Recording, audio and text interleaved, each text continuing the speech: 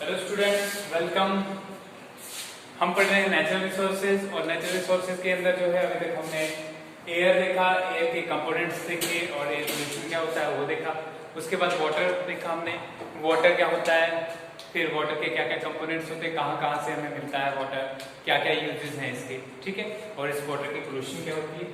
आज natural resources में हम तीसरा कंपोनेंट देखने वाले हैं, वो है सॉइल। ठीक है, सॉइल क्या होता है, कैसे इसकी फॉर्मेशन होती है, क्या क्या कंपोजिशन होती है सॉइल के अंदर, क्या क्या पाया जाता है। इसके अलावा सॉइल पोल्यूशन क्या है, सॉइल इरोजन क्या है और सॉइल कंजर्वेशन क्या है। ठीक है, ये सारी चीजें हम देखेंगे। सबसे पहले देखते हैं हम सॉइल होता क्या है। ठीक है, सॉइल एक मिक्सचर है बहुत सारी चीजों का, इसका बहुत सारी चीजों का मिक्सचर है सॉइल। किस किस चीजों का मिक्सचर है देखते हैं।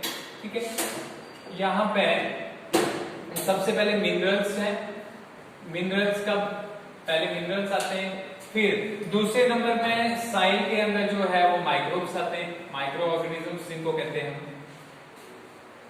दूसरी चीज, तीसरी चीज जो है इसमें जो है डेड और डिकेइंग ऑर्गेनिक मैटर, या सिंपली हम ऑर्गेनिक मैटर लिखेंगे। ऑर्गेनिक मैटर ये समझाता हूं होता क्या है, मैंने देखो होता क्या क्या है इसके अंदर। ऑर्गेनिक मैटर होता है इसके अंदर सॉइल के अंदर। इसके अलावा एयर होती है, ये हवा होती है और फिर वाटर होता है। ठीक है, तो ये सारे कंपोनेंट्स पानी में पाए जाते हैं। तो thus we can say that soil is a mixture of certain components, ठीक है, जिसमें सबसे ज्यादा लार्ज अमाउंट होता है मिनरल्स का, और ये मिनरल्स कहां से आते हैं, रॉक्स। ठीक है, मिट्टी क्या होती है, मिट्टी एक मिक्सचर है बायोटिक और अबायोटिक कंपोनेंट्स का, और वो बायोटिक और अबायोटिक कंपोनेंट्स क्या है, मिनरल्स हैं। ठीक है, मिनरल्स में आपके डिफरेंट एलिमेंट्स आ जाते हैं। ठीक है, और इसके अलावा माइक्रो ऑर्गेनिज्म में बैक्टीरिया वगैरह जो है, छोटा फंजाई वगैरह, ये सारे माइक्रो ऑर्गेनिज्म के अंदर आएंगे। फिर इसके अलावा जो है ऑर्गेनिक मैटर, जब प्लांट्स वगैरह कुछ सड़ते हैं या ऑर्गेनिज्म डेड और डिकेइंग होते हैं, वो मिट्टी के ऊपर ही सड़ के जाते हैं, तो उनका मटेरियल जो बचता है उसको हम ऑर्गेनिक मैटर कहते हैं। ठीक है, उसके अलावा हवा होती है, सॉइल के पार्टिकल्स के बीच में हवा भी प्रेजेंट होती है और वाटर भी प्रेजेंट होता है। लेकिन जनरली सॉइल अगर पूछें कि किसका बना होता है तो इन तीन चीजों का बना होता है। ठीक है, मिनरल्स का, माइक्रो ऑर्गेनिजम्स का और इसका ऑर्गेनिक मैटर का। अब देखिए इसकी सॉइल की फॉर्मेशन कैसे होती है। सबसे पहले हमने देखा कि मिनरल्स का होता है, तो मिनरल्स आते कहां से, मिनरल्स आते हैं रॉक्स से। कहां से आते हैं, रॉक्स से आते हैं। अब ये रॉक्स क्या है, चट्टानें जिनको कहा जाता है, वो क्या होती हैं, आपने बड़े बड़े पत्थर देखे होंगे। ठीक है, बहुत बड़े बड़े पत्थरों को जो है रॉक्स कहा जाता है। जनरली है क्या, ये हमारी अर्थ है ना। अब अर्थ की अगर हम देखें लेयर्स, तो सबसे अंदर वाली जो है उसको कोर कहते हैं।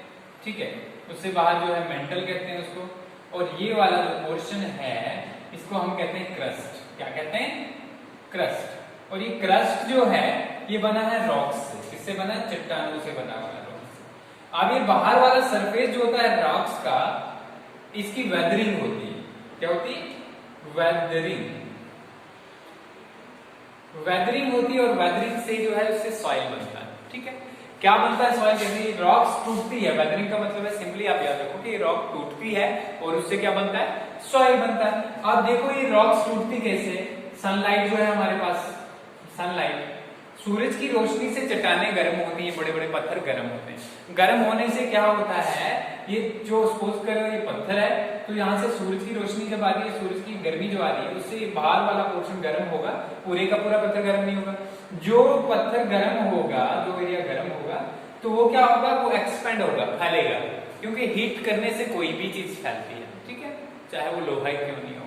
आपने देखा होगा कि अगर जो है, अगर लोहे को एक लोहार के पास लिया जाए जो औजार बनाता है, जैसे कुल्हाड़ी बनाता है, ठीक है, कुदाली बनाता है, तो उसके पास लिया जाए तो पहले उसको आग में डालता है, तो उससे आग में जैसे वो हीट उसको करता है तो वो फैलता है। ठीक है, इसी तरीके से कोई भी चीज फैलती है, हमें दिखता नहीं है, क्योंकि जो फैलते हैं पत्थर वो बिल्कुल माइनर होता है, साइज उसका ज्यादा बड़ा एकदम से ऐसा नहीं है कि फूल जाता गुब्बारे की तरह, ऐसा कुछ नहीं होता। ठीक है, थोड़ा सा एक्सपेंड करता है और फिर क्या होता है, फिर वापस रात को अपनी शेप पे चला जाता है। तो इससे क्या होता है, उसके अंदर माइनर क्रैक्स पड़ जाते हैं, छोटे छोटे क्रैक्स पड़ जाते हैं जो हमें दिखते नहीं है। ओके, अब ये क्रैक्स जो है, अब वो क्रैक्स की वजह से जो है छोटे छोटे पार्टिकल्स बन जाते हैं। ठीक है, एक किसकी, इस बड़ी चट्टान के छोटे छोटे टुकड़े हो गए। अब फिर दूसरी चीज क्या है, सनलाइट के बाद हमारे पास पानी है।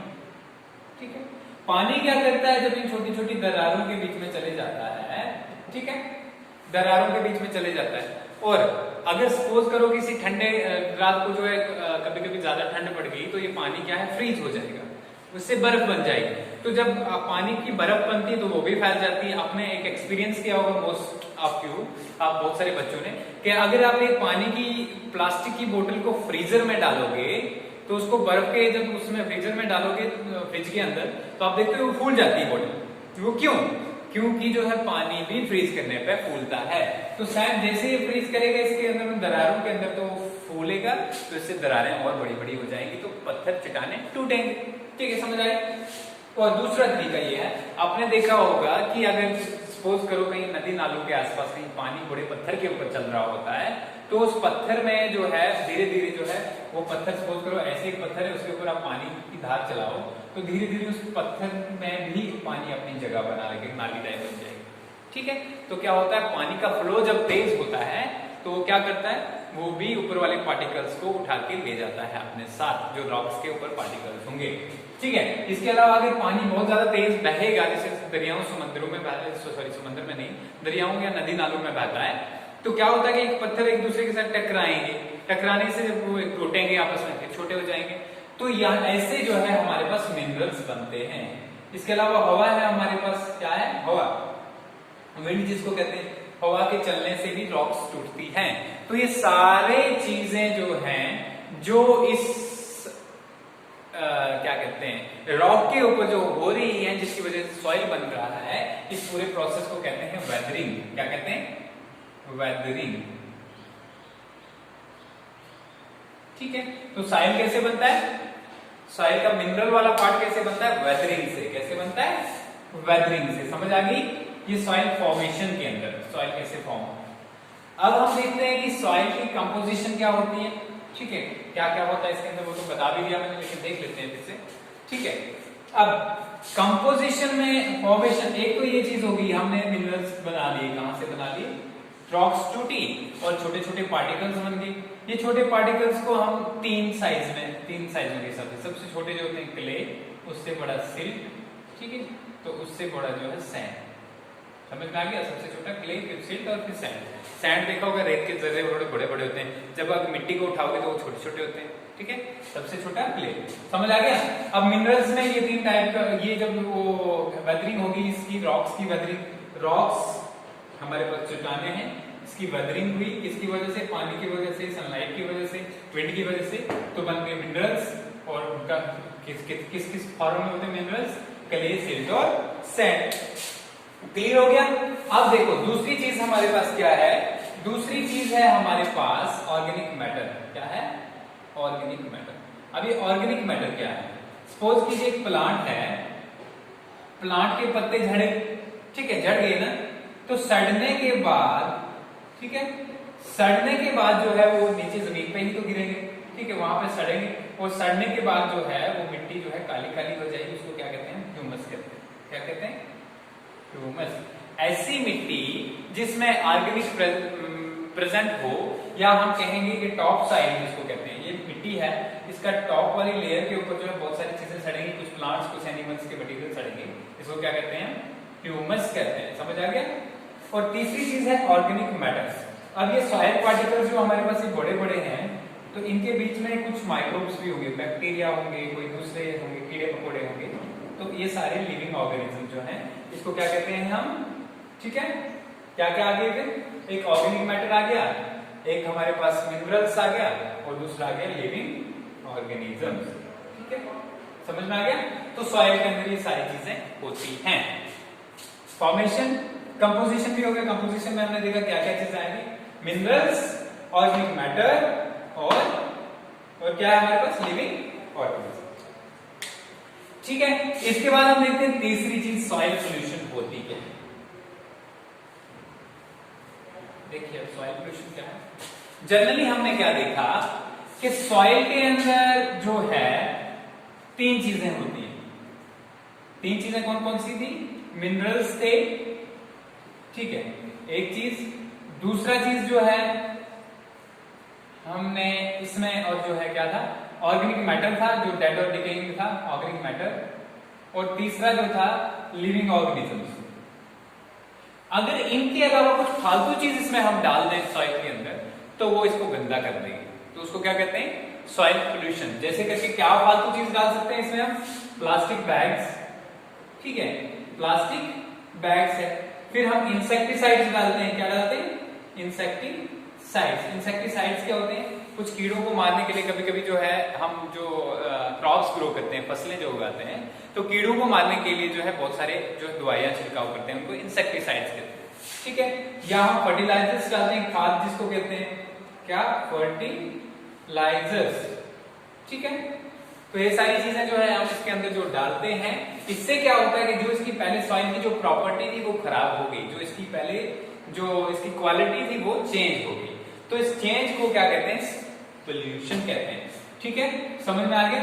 दूसरा क्या है, अगर हम ज्यादा क्रॉप्स उगाएंगे, ठीक है, ज्यादा क्रॉप्स उगाएंगे तो क्या होगा, सॉइल के अंदर जो ये मिनरल्स होंगे वो खत्म हो जाएंगे, या लिविंग ऑर्गेनिज्म जैसे कि पेस्टिसाइड्स हैं, पेस्टिसाइड्स की वजह से क्या है, इसके अंदर लिविंग ऑर्गेनिज्म मर जाएंगे जो साइल के अंदर होंगे, तो फिर भी क्रॉप्स नहीं उगेंगे। तो इस सारे प्रोसेस को, जहां पे साइल की नेचुरल क्वालिटी खत्म हो जाती है, ठीक है, उस प्रोसेस को कहते हैं सॉइल पोल्यूशन, सॉइल का गंदा होना, ठीक है, समझ आ गई। इसके बाद नेक्स्ट टॉपिक पे चलते हैं, वो है सॉइल इरोजन। क्या है, सॉइल इरोजन। सब चीजें सॉइल के रिलेटेड है, आपको ये भी आ सकता है, सॉइल पोल्यूशन आ सकता है, सॉइल इरोजन आ सकता है, सॉइल कंजर्वेशन आ सकता है, कुछ भी, ठीक है। अब सॉइल इरोजन क्या है, सॉइल इरोजन, इरोजन का मतलब होता है कटाव। क्या होता है, कटाव, ठीक है।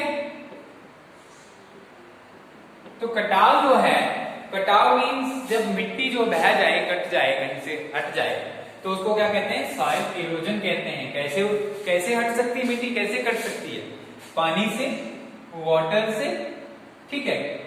जब बहुत ज्यादा तेज पानी चले, बहुत ज्यादा तेज बारिश हो, तो हमारी पहाड़ी की सारी मिट्टी जाके नीचे नाले में पहुंच जाती है, ठीक है। तो इससे कटाव होता है, उसको क्या कहते हैं, सॉइल इरोजन, एक चीज। दूसरा हवा से भी होता है, विंड से, ठीक है। हवा जब तेज चलेगी तब भी मिट्टी उड़ के एक जगह से दूसरी जगह पहुंच जाती है, तो इसको भी क्या कहते हैं, सॉइल इरोजन, ठीक है। सॉइल इरोजन से क्या होता है कि जिस एरिया में ये मिट्टी या ये पानी से मिट्टी खत्म हो जाए या हवा से मिट्टी खत्म हो जाए, उस एरिया में सिर्फ रॉक्स बचती है और चट्टानों के ऊपर कुछ उगता नहीं है, ठीक है। तो इस प्रोसेस को, जहां पे मिट्टी जो है, ठीक है, that is eliminated by different resources such as water and wind, it is known as soil erosion. अब फिर इसके बाद है हमारे पास सॉइल कंजर्वेशन। सॉइल को बचाया कैसे जाए, कंजर्व होता है बचा के रखना, संभाल के रखना, ठीक है, कंजर्व। तो कंजर्वेशन, सॉइल को हम कैसे बचा के रख सकते हैं, कैसे हम मिट्टी को बचा के रख सकते हैं। सबसे पहले हम क्या करेंगे कि हम पेस्टिसाइड्स का कम यूज करेंगे। पेस्टिसाइड का कम यूज करेंगे तो सॉइल के अंदर जो वहां पे जो माइक्रोब्स होंगे, मैंने बोला लिविंग ऑर्गेनिज्म होते हैं, जैसे करके आपका अर्थवर्म होता है, कीड़ा होता है, इसके अलावा कुछ बैक्टीरिया होते हैं। बैक्टीरिया क्या करते हैं, सॉइल को, जो सॉइल पार्टिकल्स को जो है उसके अंदर जो है हमारे जो प्लांट्स वगैरह जो डेड हुए उनको डिकम्पोज करके जो है ह्यूमस बनाते हैं, ठीक है, डिकम्पोजिशन के प्रोसेस से।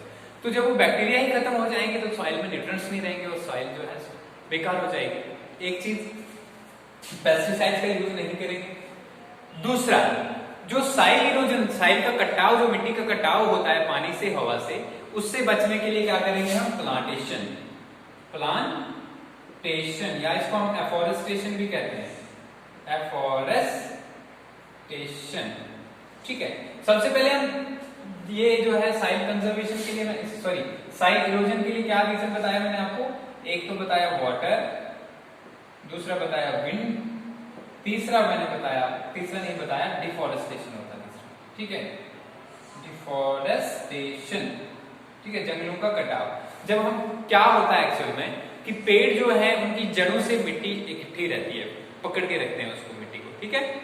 और जब पेड़ कट जाएंगे, पेड़ होंगे नहीं, तो पानी से आराम से वो जो मिट्टी बह जाएगी, ठीक है, हवा से आराम से मिट्टी बह जाएगी। इसलिए पेड़, छोटे छोटे घास वगैरह जो लगी होती है, वो क्या करती है, वो अगर हवा आती भी है, पानी आती भी है, तो तब भी मिट्टी, पानी जो है उसको बहा नहीं पाता मिट्टी को, ठीक है, समझ में आ गया।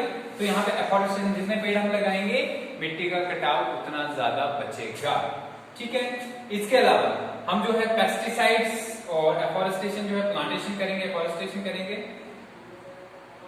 फिर है ऑर्गेनिक फार्मिंग करेंगे, ऑर्गेनिक फार्मिंग। ऑर्गेनिक फार्मिंग क्या है कि हम जो है जो लिविंग ऑर्गेनिज्म से ही जो जैसे कि पेस्टिसाइड्स हैं या फिर इंसेक्टिसाइड्स हैं वही यूज करके जो है हम क्रॉप्स जो है उगाएंगे। हम फर्टिलाइजर्स का यूज नहीं करेंगे, ठीक है। और restricting use of fertilisers and pesticides, ठीक है। ये क्लियर हो गया। तो ये है सॉइल के बारे में सारा, ठीक है। समरी मैं आपको बताऊंगा इसके बारे में क्या समरी क्या है। इससे पहले जो है हम देख लेते हैं कि ग्रीन हाउस इफेक्ट होता क्या है, ठीक है। ग्रीन हाउस इफेक्ट देख लेंगे, ग्लोबल वार्मिंग हम कल देखते हैं। ग्रीन हाउस इफेक्ट क्या होता है? जनरली देखो कि हमने अभी तक क्या देखा कि हमारे पास धरती के ऊपर जो जितने भी लिविंग ऑर्गेनिज्म रहते हैं और इसके साथ में जो कंपोनेंट्स हैं, चाहे सॉइल है, एयर है, वाटर है, इस सारे को मिला के हम बायोस्फीयर कहते हैं। क्या कहते हैं? बायोस्फीयर। और जो पानी है उसको क्या कहते हैं? हाइड्रोस्फीयर। और जो हमारे पास हवा है उसको क्या कहते हैं? एटमॉस्फेयर कहते हैं। अब ग्रीन हाउस इफेक्ट देते हैं। जब सूरज से रोशनी धरती पे पहुंचती है तो सूरज की रोशनी में दो टाइप की रेज होती है, एक जिससे हमें दिखता है और एक जिससे हमें गर्मी लगती है, ठीक है। तो जो गर्मी वाली रेज होती है उनको कहते हैं इंफ्रारेड रेज। क्या कहते हैं? Infrared rays. और जिससे हमें दिखाई देता है आगे, रात को दिखाई नहीं देता क्योंकि सूरज की रोशनी नहीं होती, और जिनसे हमें दिखाई देता है उसको कहते हैं विजिबल रेज, ठीक है, विजिबल रेज, ठीक है। जिसमें विपकर आता है, violet, indigo, blue, green, yellow, orange, 10th में पढ़ोगे, ठीक है। इंफ्रारेड रेज जो है हमारी, ये इंफ्रारेड रेज जैसे धरती के पास पहुंचती है तो यहाँ पे कुछ गैसेस जो होती है इनको ट्रैप कर लेती है। क्या गैसेस होती है जो इनको पकड़ लेती है? जैसे करके कार्बन डाइऑक्साइड है, मीथेन है, ठीक है। तो ये सारी चीजें होगी। ये क्या करते हैं? ये जो है इन गैसेस को पकड़ लेती हैं और इसकी वजह से होता क्या है, हमारी धरती का सरफेस गर्म होता है, ठीक है। अगर ये पकड़ती नहीं तो होता क्या, ये रेज वापस चली जाती है या हमारे यूनिवर्स में चली जाती, ठीक है। तो इससे क्या होता, गर्मी नहीं होती। तो हम करते क्या है जनरली, ये जो हम क्या करते हैं, हमने क्या किया, हमने कुछ ऐसा गिलास की एक शीट ली, उस गिलास की शीट के अंदर कुछ प्लांट्स उगाए हमने देखा कि वो जो रेज अंदर आ रही थी उस गिलास शीट में, वो ग्रीन कलर का जो पेन हो सकता है, ठीक है। तो उसके अंदर कार्बन डाइऑक्साइड जो है जब बढ़ जाएगी तो क्या होता है कि इसके अंदर हीट हो जाएगी, ठीक है, गर्म हो जाएगा पूरे का पूरा। तो इसका नाम हमने क्या रखा था? Green house. क्या रखा था? Green house. ग्रीन हाउस में क्या हुआ, मतलब सूरज की रोशनी आई और वो गर्मी वाली रेज ट्रैप हो गई, पकड़ी गई और यहाँ से बाहर नहीं जा पाती है, ठीक है। इसकी वजह से इसके अंदर गर्मी रहती है। तो इसी वजह से जो है नाम पड़ा इसका ग्रीन हाउस इफेक्ट। सेम होता है अर्थ के ऊपर भी। तो यहाँ पे कार्बन डाइऑक्साइड और मीथेन जो है इसको ट्रैप करती है, ठीक है, पकड़ लेती है, तो ये अर्थ गर्म होती है। तो इसको क्या कहते हैं? ग्रीन हाउस इफेक्ट कहते हैं। अब ग्रीन हाउस इफेक्ट जो है किनसे होता है? ग्रीन हाउस इफेक्ट होता है ग्रीन हाउस गैसेस से। और ग्रीन हाउस गैसेस क्या होती हैं? जो इसको पकड़े रखती हैं, जो इन रेज को जो है ट्रैप करती हैं, पकड़ती हैं, जिसमें कार्बन डाइऑक्साइड आ गया और मीथेन आ गया, ठीक है, समझ में आ गया। तो यहाँ पे जो है कार्बन डाइऑक्साइड और मीथेन आ गया। अब देखते हैं हम कि जो है इसकी नुकसान क्या है, क्या प्रॉब्लम्स पड़ती है इससे। अगर जो है कार्बन डाइऑक्साइड और मीथेन हमारी धरती के ऊपर बढ़ जाएगी, ज्यादा बढ़ेगी, इसका मतलब सूरज से आने वाली सारी की सारी हीट जो ट्रैप हो जाएगी और भागेगी नहीं बाहर। तो उससे क्या होगा, हमारी धरती हर साल गर्म होती रहेगी और धीरे धीरे हमारी धरती जो है बहुत ही गर्म हो जाएगी, जिसको कहेंगे हम ग्लोबल वार्मिंग। क्या कहेंगे? Global warming. समझ गए? और ग्लोबल वार्मिंग से क्या नुकसान होगा वो मैं बाद में बताऊंगा, ठीक है, समझ में आ गया। इतना तो फिलहाल याद रखो कि ग्रीन हाउस इफेक्ट होता क्या है। ये हो गया हमारा सॉइल का फॉर्मेशन, सॉइल का कंपोजिशन, सॉइल की pollution, soil erosion, soil conservation और ग्रीन हाउस इफेक्ट। चलो देखते हैं इनको फिर से एक समरी के तौर पे मैं आपको बताता हूं होता क्या है फिर से एक बार, ठीक है। Soil is a resource that is made up of minerals that are obtained from weathering rock. Soil also contains living organisms such as microbes, bacteria, and different fungi, and some worms are also present, such as earthworms are also present in soil. Then, soil also contains organic matter of dead and decaying plants and animals. Plants और animals जब dead होते हैं तो उससे जो matter निकलता है उसको हम ऑर्गेनिक मैटर कहते हैं, ठीक है। फिर उसके बाद जो है soil also contains water and air. फिर है composition means formation. Soil form कैसे होता है? Soil is formed by weathering of rocks. Soil कैसे बनता है? जब रॉक्स की वेदरिंग होती है तो सॉइल बनता है। Soil is formed by decomposition of organic matter. जब ऑर्गेनिक मैटर सड़ता है तो साइल फॉर्म होता है। वेदरिंग ऑफ रॉक कैसे होती है? वेदरिंग ऑफ रॉक 3 चीजों से होती है। सन रेज से, when sun rays reach the earth and then fall on the surface of rock, what happens? The rock surface expands due to absorbing heat. As a result, small cracks are formed. Small cracks के अंदर क्या होता है? ठीक है, उसकी वजह से the rock breaks into small pieces. And on the other hand, we have water. When water enters these cracks and it remains there during the night, if it cools down, it forms the ice and it expands and also results into expansion of these cracks. But on the other hand, we also have wind and water, both when they flow in a great speed. What happens? These soil particles or these rocks collide with each other and the abrasion or collision results into the formation of small particles that are known as soil. ठीक है, ये हो गया soil की formation. Okay, फिर है soil pollution होता क्या है? We know that soil has certain quantities and qualities. The quantities of soil includes the amount of these minerals, this organic matter and this microorganism present inside it. If any of the component is removed from it, it is soil pollution. If any extra component is added to the soil, it is also soil pollution. What the soil pollution does? It makes the soil inefficient for agriculture. Inefficient हो जाता है soil agriculture के लिए. Then soil microbes die due to the excessive use of pesticides. ठीक है, pesticides के use से soil microbes dead हो जाते हैं. ठीक है, as a result the soil qualities are hindered. ठीक है, ये हो गया यहाँ पे. अब इसके बाद देखते हैं कि soil erosion क्या होता है. ठीक है, the removing up of the top layer of soil. the top layer होती है soil की, जब उसको remove कर देते हैं, this is known as soil erosion. 2 veg से होकर होता है, 3 वेज से होकर होता है. Number 1 is by water. When water flows, it takes the soil, surface of soil or the top layer of soil with it. ठीक है, as a result, the rocks present there, they are exposed. ठीक है, इसके बाद जो है next हमारे पास है वाटर. वाटर के केस में क्या है? वाटर तो हो गया, विंड हो गया. विंड भी जो है सेम चीज करती है सॉइल के साथ. इसके बाद जो है हमारे पास डिफॉरेस्टेशन. डिफॉरेस्टेशन से क्या होता है? As we know that the forests and the plants and their roots hold the soil, and if we cut the plants, if we erase all the plants, what will happen? The soil will be exposed to wind and air. फिर से same चीज होगी. ठीक है, तो अब soil conservation, how can we conserve soil? हम कैसे बचा सकते हैं soil को? For the conservation of soil, we have to plant certain trees. We have to plant many trees. ठीक है, बहुत सारे plants, trees को plant करना है.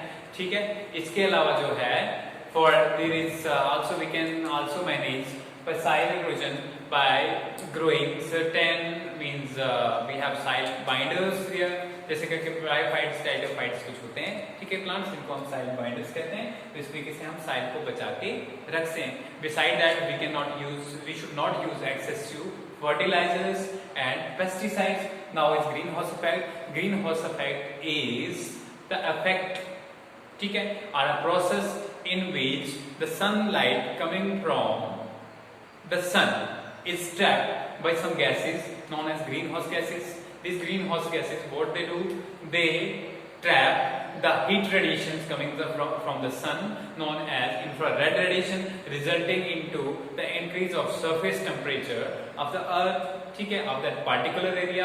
If we increase these greenhouse gases, as a result, the surface temperature of Earth will be increasing everywhere, and this will every year, and this will result into global warming. और इसके साथ ही आपका ये खत्म होता है. और चैप्टर में अभी हम पढ़ेंगे कुछ साइकिल्स, जैसे कि वाटर साइकिल है हमारे पास, ऑक्सीजन साइकिल है. ठीक है, तो बहुत सारी जो है साइकिल्स हमारे पास अभी हैं, और एक जो है हम पढ़ेंगे लास्ट में ग्लोबल वार्मिंग. ओके.